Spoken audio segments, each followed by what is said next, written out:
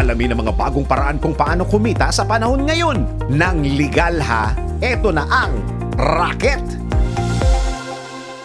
Isa ka rin ba sa mga nag-iisip ng pwedeng mapagkakitaan? Kung mahilig ka sa kape, subukan ng pagbibusiness gamit ito. Ang pagkita ng pera, pasimplihin natin sa Racket! Sa bawat pagbangon, aroma at lasa ng kape ang madalas nating hinahanap. Kaya bilang isang coffee lover, isa itong edge sa pagbibusiness. Ang kailangan mo lang ay coffee skills na maaari mong matutunan. Pwede ka ring umattend sa coffee lessons. Dito, matututunan mo kung saan nakukuha ang iba't ibang klase ng coffee beans. Mapa Robusta, Arabica, Excelsa, Liberica, at marami pang iba. At the same time, dito mo rin malalaman kung papaano magtimpla ng iba't ibang klase ng kape at kung anong kape ang suitable for coffee wine. Ang mga trabaho na pwede mong makuha rito ay coffee business owner, barista, at painter. Marahil nagulat kayo kung bakit painter, pero ang pagpinta gamit ang kape ay tinatawag na coffee art.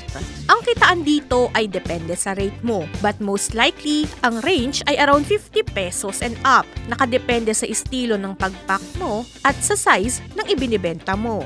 Pwede ka rin kumita sa pamamagitan ng coffee machine sa halagang 5 pesos per cup. Kaya kung may free time ka, itry mo na. Sabi nga 'di ba, hindi napupulot ang pera.